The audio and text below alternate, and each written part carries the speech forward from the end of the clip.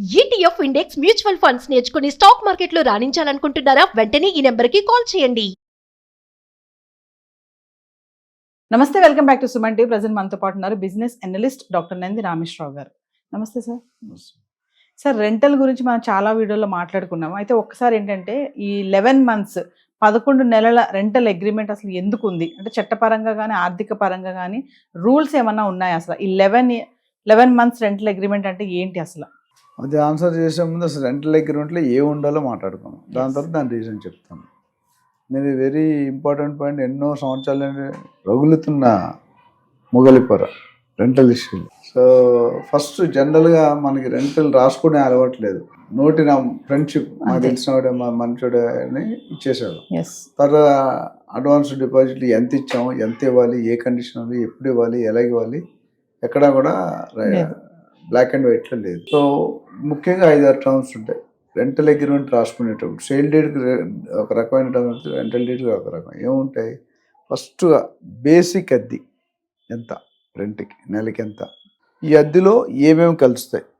కొన్నాట్లో car parking extra, maintenance extra, power backup extra, కొన్ని కల్పిస్తారు. Maintenance అంటే సొసైటీకి ఇచ్చారు. ఇప్పుడు మా ఏరియా వాటర్ ట్యాంకర్స్ వస్తాయి, అది ఎవరు పెట్టుకోవాలి, టెనెంట్ పెట్టుకోవాలి, ఓనర్ పెట్టుకోవాలి, క్లారిటీ ఉండాలి. సో బేసిక్ రెంట్ గురించి రాయాలి. అంటే రెంటల్ అగ్రిమెంట్ రాసుకునే ముందు కొన్ని విషయాలు మాట్లాడుకొని ఫ్రీజ్ చేసుకుని అవి ఎంటర్ చేయాలి. అసలు మీరు సంతకం పెట్టే ముందు మీరు ఎంత మాట్లాడుకున్నారు, ఓనర్ ఎంత రెంట్ రాస్తున్నాడు, అందులో ఉందా లేదా మా కొంతమంది 50-50 అంటాడు, యూఆర్ అట్ లూస్. సో మీరు ఇచ్చినంత రెంట్ అక్కడ రిఫ్లెక్ట్ అవుతుందా లేదా ఒకటి. రెండోది ఈ రెంట్లో ఏమేమి వస్తున్నాయని ఒకటి. తర్వాత సెక్యూరిటీ డిపాజిట్. మన సెంట్రల్ గవర్నమెంట్ కూడా 2 నెలల కంటే ఎక్కువ తీసుకోకూడదు అనేది మనం లాస్ట్ వీడియోలో చేసినాం. సో జనరల్గా రెసిడెన్షియల్కి 2 months, కమర్షియల్కి 6 months. అది రాయాలి. ఎందుకంటే రిజిస్ట్రేషన్ చేసేటప్పుడు దాని మీద కూడా క్యాల్కులేట్ అవుతుంది. మూడోది నోటీస్ పీరియడ్ ఎంత, ఎన్ని నెలలు.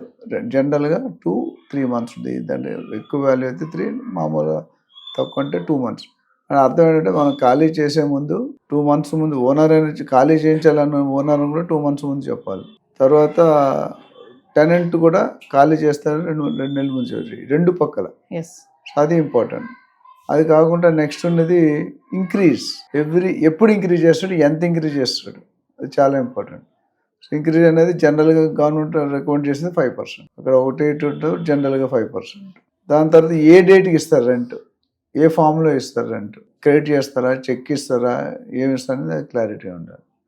సో ఈ పాయింట్ ఇంకోటి మెయిన్. ఇప్పుడు మీరు అడిగిన పాయింట్ అంటే 11 నెలలు ఎందుకు 11 నెలలు ఎందుకంటే జనరల్గా ఇందులో టెనెంట్ సైడ్ ఆలోచిస్తే, సపోజ్ ఇప్పుడు 5 సంవత్సరాలు రాశాడు అనుకోండి, ఈయన మధ్యలో ట్రాన్స్ఫర్ అయిపోయింది, ఇల్లు ఖాళీ చేయలేడు, ఇబ్బంది అవుతుంది. సో ఒకటి ఓనర్ తరపున ఏంటంటే రైట్స్, లీగల్ రైట్స్ ఉంటాయి. మీరు 11 నెలలకి అగ్రిమెంట్ రాసుకుంటే ఎస్ఆర్ఓలో రిజిస్టర్ చేయించక్కర్లేదు. 11 నెలలు దాటితే చేయించాలి. దాని లీగల్ రైట్స్ డిఫరెంట్ ఎపిసోడ్లో మాట్లాడదాం. అంటే టెనెంట్ కూడా రైట్స్ వచ్చే అవకాశం ఉంది. అందుకని 11 నెలల తర్వాత మళ్ళీ ఇంకో 11 నెలలు రాసుకుంటాం. అంటే ఓన్లీ 11 months రాసుకుంటే కనుక ఒకవేళ టెనెంట్ ఖాళీ చేయాలనుకుంటే చేయొచ్చు. చేసి ఆ నోటీస్ పీరియడ్ ఇవ్వాలి. ఎన్ని నెలలు రాసుకున్నా నోటీస్ పీరియడ్ అనేది మీరు వాకౌట్ అయితే అడ్వాన్స్ ఇవ్వడు ఓనర్, రిఫండ్ ఇవ్వాలి కదా. సో ఆ డిపాజిట్ ఎంత ఇస్తాం అనేది క్లారిటీ. చాలాసార్లు వర్డ్స్లో ఉంటుంది, ఫిగర్లో ఏముంటుంది, నంబర్స్లో. అది చెక్ చేసుకోవాలి. తర్వాత ఇందులో ఏమేమి వస్తున్నాయి, ఎమ్యూనిటీస్లో ఏమి వస్తున్నాయి, car parking, club, swimming pool, చాలా అమ్యూనిటీస్ వాడుకునే విధానం. కొన్ని స్విమ్మింగ్ పూల్ చార్జబుల్. ఇప్పుడు మన ప్రగతి రిసార్ట్స్, ఏదైనా రిసార్ట్స్కి వెళ్ళాం అనుకోండి, రూమ్ రెంట్ వేరు ఉంటుంది, లాన్ వెళ్ళకి ఛార్జీలు వేరు ఉంటాయి. నువ్వు రెస్టారెంట్లో తింటే ఎంత తింటే అది బిల్లు కట్టాలి. స్విమ్మింగ్ పూల్లో ఏమంటే నైలాన్ ఏవో బట్టలు వేసుకోవాలి, మామూలుగా అయితే అలో చేయడు. అవన్నీ ముందే కనుక్కోవాలి. మీరు అటు కట్టేసిన లబో దిబ్బో అంటే కాదు. సరే ఓనరు రెంట్ ఎవరికి ఇస్తున్నావు, ఓనర్కి ఇస్తున్నావా, లేదా ఓనర్ రిలేటివ్కి ఇస్తున్నావా, ఓనర్ ఫ్రెండ్కి ఇస్తున్నావా, లేదా కబ్జాదారికి ఇస్తున్నావా. బ్రహ్మానంద నగర్ సినిమాలో ఎన్నోసార్లు అట్లా చేశాడు, ఇల్లు ఆక్యుపై చేసి యాక్టింగ్. అది చూసుకోవాలి. సేల్ డీడ్లో ఉన్న పేరుకే మీరు రెంట్ పే చేయాలి అఫీషియల్గా. కార్పొరేట్ కంపెనీ అయితే సేల్ డీడ్ చూడకుండా ఒప్పుకోరు. అది కూడా ఒకసారి అడగాలి మనం. సేల్ డీడ్ గురించి కూడా sir ownership corporate company lease తీసుకోండి, కమర్షియల్ మీ బిల్డింగ్ కంపల్సరీ సేల్ డీడ్ దానికి కట్ చేసి అటాచ్ చేస్తాం.